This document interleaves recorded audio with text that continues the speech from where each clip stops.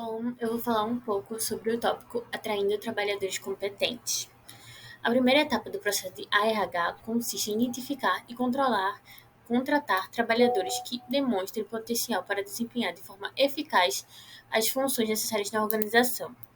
Esse processo, ele de atrair trabalhadores competentes de fato, ele é dividido em três etapas, que é o planejamento de recursos humanos, recrutamento e seleção. Planejamento de recursos humanos é por o meio que a gente estuda realmente o que a empresa necessita, a gente identifica as necessidades da força de trabalho em determinado local. O recrutamento é onde a gente identifica potenciais candidatos que tenham o perfil da vaga, de fato. E a seleção é onde a gente diminui o número de candidatos de opções para aquelas que realmente, de fato, têm a cara da empresa, têm tudo que a empresa precisa, sabe? Bom, a gente vai falar um pouquinho mais sobre todos esses tópicos, começando pelo planejamento de recursos humanos. O planejamento de recursos humanos, ele tem a função de determinar as necessidades dos recursos humanos, de detectar eventuais redundâncias e avaliar as possibilidades de reconversão, definir as necessidades de treinamento para os trabalhadores atuais, avaliar o impacto de novas tecnologias e de novas formas de organização de trabalho da atividade na empresa. Ou seja, esse planejamento de recursos humanos, ele meio que está ali para identificar tudo que a empresa está necessitando naquele momento. Assim, se a empresa precisa de tal trabalhador para tal função, quais as características que a gente quer, a gente passa por um processo de análise de toda a estrutura do RH de fato e da empresa, para a gente conseguir identificar o que aquela empresa precisa. Um dos processos que podem ajudar muito é a descrição de cargo e especificação de cargo, de fato, né? Assim, o tipo de pessoa, para que tipo de função, que tipo de especialização a gente quer para aquela vaga, deixar tudo bem claro e bem destrinchado. Outro processo que pode ajudar muito nas próximas etapas, de fato, mas que é realizado no planejamento de RH, é uma entrevista individual ou em grupo com os empregados, entrevista com os supervisores, para entender mais da estrutura daquele local.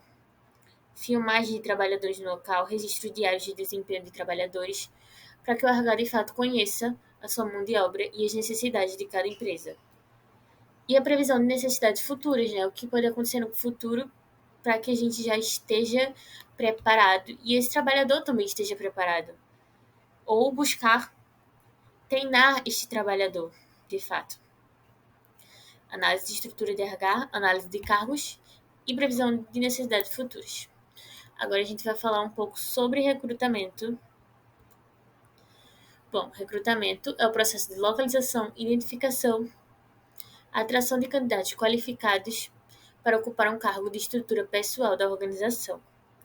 Bom, no recrutamento, a gente acha, de fato, essa pessoa, a gente disponibiliza essa vaga para um nicho grande de pessoas. E outra, como é que a gente disponibiliza essa vaga? Por meios de anúncios de jornais, revistas, rádios, pela internet, escola, universidade, intercâmbio com outras empresas. Tem vários meios de propagar essa vaga, essa oportunidade. Existe o recrutamento interno, que é o preenchimento de uma vaga por um trabalhador que já é da empresa, que já faz parte da empresa, que é o meio de promoção aquele trabalhador. E esse tipo de recrutamento tem suas vantagens e suas desvantagens. Uma das vantagens é esse processo ser mais rápido e mais econômico, quando o funcionário, o candidato já é da empresa. O investimento da empresa, da organização não foi em vão. Além de, tipo, encorajar o funcionário, sabe, a querer crescer dentro da empresa, a querer ser melhor, de fato, em tudo que ele faz. E tem a desvantagem, né? Que não muda o sangue, não traz novas perspectivas para aquela empresa.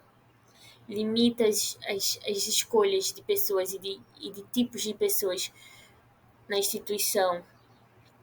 Já o recrutamento externo, ele ocorre quando a organização abre o processo de recrutamento a candidatos externos à organização, ou seja, outros candidatos que não trabalham na organização já. E também, como o recrutamento interno, o externo tem vantagens e desvantagens. Ele traz sangue novo para a empresa, novas ideias, nova energia, novas coisas, novas perspectivas. Permite renovar o quadro de competências da organização, de qualidade de, de currículo, de fato. Porém, ele é um processo demorado e mais caro. E pode ocorrer alguns riscos de incompatibilidade do funcionário com a empresa,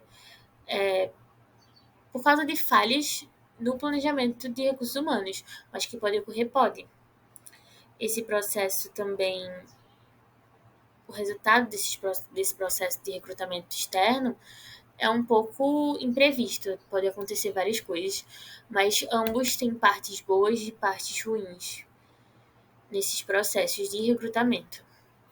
Agora a gente vai falar um pouco sobre seleção, que é a etapa mais presencial e maior do processo de atração de mão de obra competente, atração de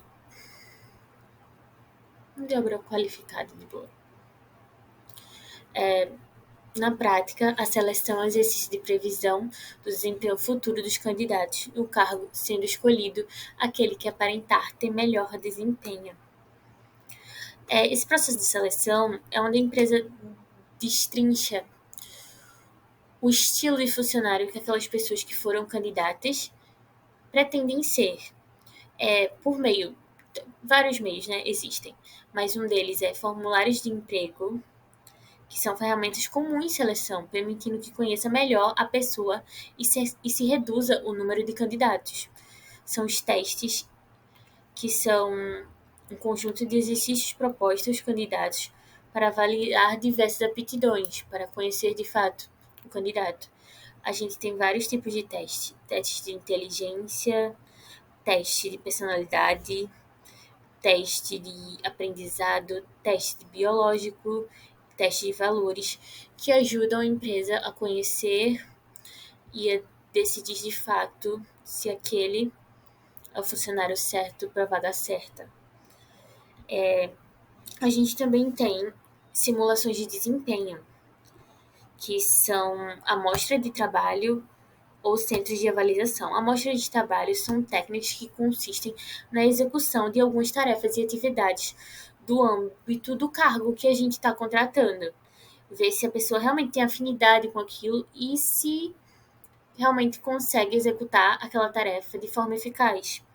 E centros de avaliações são técnicas de seleção que colocam o candidato de frente a desafios para saber como ele lida com isso, expondo criatividade, comunicação, relacionamento interpessoal e outras coisas.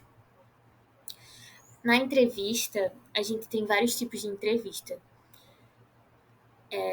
A gente tem entrevista face a face, que é o formato tradicional da entrevista. Candidato e responsável, o entrevistador, né, que é o responsável da organização por aquele candidato. A gente tem entrevista de painel, que é a modalidade no qual o candidato é entrevistado simultaneamente com vários membros. É meio que uma entrevista em conjunto, sabe? Uma coisa mais leve. Tem entrevista em série, que é o conjunto de entrevistas conduzidas sequencialmente por diferentes entrevistadores. Entrevistas de pressão, que é uma entrevista que volta mais para essa área de saber como a pessoa lida com aquela pressão e como ela reage a questionamentos. Há uma pessoa ali afirmando coisas e perguntando coisas se ela consegue lidar bem com aquela situação. E entrevista em grupo, que é uma modalidade no qual vários candidatos são entrevistados ao mesmo tempo para avaliar competências como a capacidade de relacionamento informal, de interpessoal, de como ele lida com aquela situação, de falar para outras pessoas também. com outras pessoas também, né? E essa parte da entrevista em grupo é bem parecida com a entrevista de painel, né? Simultaneamente. Não tanto, mas tem um pouquinho ali, né, de semelhança. E, por último, a entrevista social, que é um formato de entrevista no qual o candidato é observado em um ambiente informal, normalmente sem perceber que está sendo avaliado. E algumas coisas que influenciam o entrevistador é o entrevistador é influenciado pelo estereótipo de o que seria bom um candidato. Ou seja, o candidato tem que estar sempre ciente disso, que as aparências importam, o que ele passa para o entrevistador é muito importante, porque todo mundo tem uma ideia do que quer e de como aquilo deve aparentar. O comportamento não verbal assume demasiada importância na opinião do entrevistador. Assim, a sua postura, o seu jeito de falar, como você age perante aquela situação. A ordem no qual os candidatos são entrevistados influenciam na sua classificação daquelas entrevistas. Por exemplo, se eu estou na entrevista e eu cheguei muito no final, mas tiveram várias pessoas que chegaram antes de mim, e que, querendo ou não, o entrevistador pode ter gostado de alguma delas, mas e se tornado prioridade para o cargo, né? Outro exemplo, o entrevistador tende a esquecer a maioria das informações transmitidas após a entrevista. Ou seja, sempre tente fazer com que ele se lembre de você, seja memorável, seja, seja claro nas suas ideias, seja você, tenha uma boa postura, transmita tudo o que você quer transmitir de forma ciente, de forma compreensível. E logo após esse processo, a